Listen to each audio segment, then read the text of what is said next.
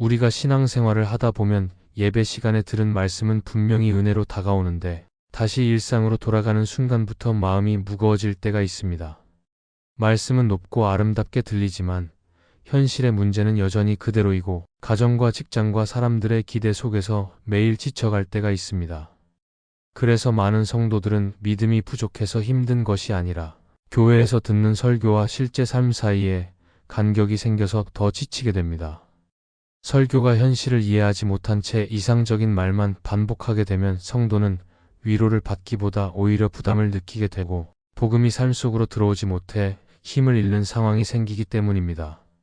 그래서 오늘은 왜 설교가 성도의 삶과 멀어졌는지, 그리고 왜 신앙과 삶을 다시 하나로 이어야 하는지가 중요한지 함께 나누고자 합니다. 첫째, 실제 삶의 무게를 모르는 설교는 위로가 아니라 부담이 됩니다. 성도들은 일주일 동안 가정과 직장, 그리고 관계 속에서 다양한 문제를 마주하며 지내기 때문에 마음 한구석에는 늘 누적된 피로가 쌓여 있을 때가 많습니다. 그래서 예배 자리에 앉을 때는 위로를 받고 싶고 조금이라도 마음의 짐을 덜어내며 다시 삶을 견딜 힘을 얻고 싶은 마음으로 나오곤 합니다. 그러나 설교가 성도의 현실을 충분히 이해하지 못한 채 너무 이상적인 기준만을 이야기하거나 지금 당장 실천하기 어려운 헌신과 결단을 반복해서 요구하게 되면 성도들은 부담을 느끼고 마음이 더 무거워질 수 있습니다. 또한 설교자가 현실의 문제를 충분히 공감하지 못하면 성도들은 자신이 겪는 어려움이 교회에서는 이해받지 못한다고 느끼게 되고 결국 마음을 닫아버리게 되며 말씀과 삶 사이에 거리가 생길 수 있습니다. 그렇기 때문에 설교자는 성도들의 하루를 가능한 한 실제적으로 이해하려는 태도를 가져야 하고 그들의 눈높이에서 삶을 바라보려고 노력해야 합니다. 그리고 말씀이 성도에게 위로가 되기 위해서는 먼저 그들의 고단함을 인정해주는 마음이 필요하며 그 마음이 전해질 때 성도들은 설교자를 신뢰하게 되고 말씀도 자연스럽게 마음에 스며들게 됩니다. 설교자가 성도의 아픔을 가볍게 여기지 않고 작은 어려움도 소중하게 다루려 할 때 성도는 자신이 교회 안에서 존중받고 있다고 느끼며 마음을 다시 열 수 있습니다. 결국 현실을 모르는 설교는 성도의 삶을 더 힘들게 하지만 현실을 이해하고 품어주는 설교는 성도를 회복시키고 다시 살아갈 힘을 주게 됩니다. 그리고 신앙이 부담이 아니라 은혜가 되기 위해서는 설교가 성도의 현실 속으로 걸어 들어가야 하며 그렇게 할 때 말씀은 성도의 삶을 지탱하는 든든한 기둥이 될 것입니다. 둘째, 설교에서 현실을 다루지 않으면 복음은 능력을 잃습니다. 복음은 언제나 삶 안에서 빛을 발해야 하고 현실 속에서 힘이 되어야 하지만 설교가 현실과 동떨어진 내용만 전하게 되면 성도들은 말씀을 삶에 적용하기 어렵게 느끼게 됩니다. 그리고 성도들은 말씀을 듣는 순간에는 은혜를 경험할 수 있지만 설교가 구체적인 삶의 영역으로 이어지지 않으면 일상에서 말씀을 붙들 힘을 얻지 못하게 됩니다. 그래서 현실을 충분히 다루지 않는 설교는 결국 복음의 실제적인 능력을 흐리게 만들고 성도들이 말씀을 생활에서 살아내지 못하는 상황을 만들 수 있습니다.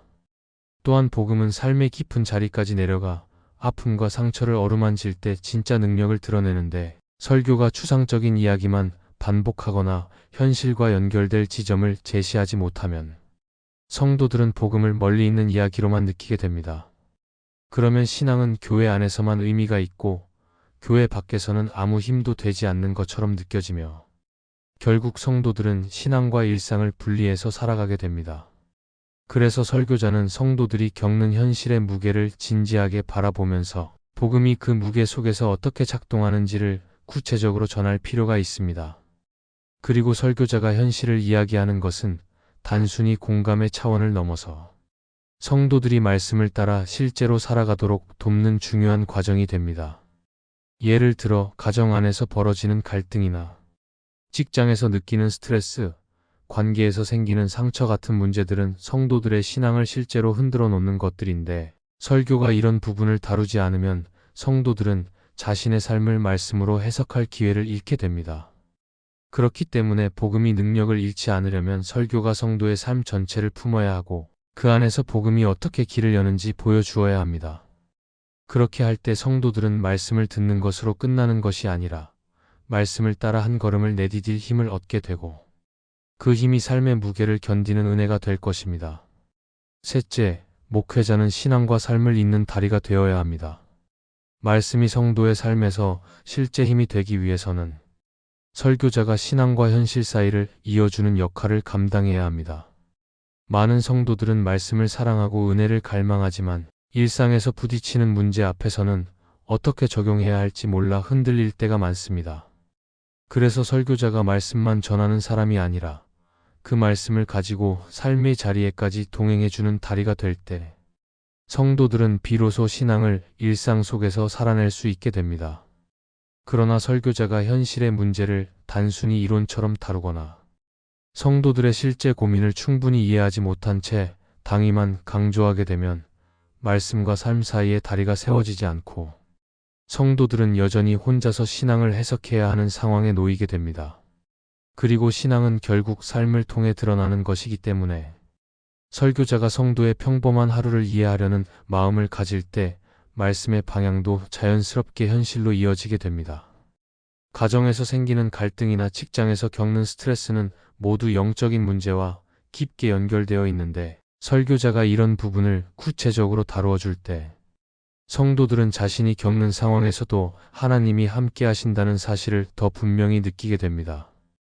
또한 목회자가 말씀을 설명하는 데서 끝나는 것이 아니라 성도의 삶을 어떻게 지켜갈지 함께 고민하고 안내할 때 성도들은 신앙이 추상적인 개념이 아니라 실제로 살아갈 수 있는 길이라는 확신을 갖게 됩니다. 그래서 목회자는 복음의 깊이를 전할 뿐 아니라 그 복음이 어떻게 일상 속에서 힘이 되는지를 연결해주는 사람이어야 하고 그 과정을 통해 성도들은 삶의 문제를 신앙으로 풀어낼 수 있는 눈을 갖게 됩니다. 결국 목회자가 다리 역할을 감당할 때 교회는 단순히 예배를 드리는 공간이 아니라 성도의 삶을 실제로 지탱해주는 공동체가 될 수 있습니다. 그리고 성도들은 말씀을 듣고 끝나는 것이 아니라 말씀을 붙들고 다시 한 주를 살아갈 용기를 얻게 될 것입니다. 이 말씀이 마음의 은혜가 되셨다면 좋아요와 구독으로 함께 해주시기 바랍니다. 또한 댓글에 아멘이라고 남겨주시면 이 말씀이 더 많은 사람들에게 전해질 것입니다. 여러분의 삶에 하나님의 평안과 축복이 늘 가득하시기를 바랍니다. 감사합니다.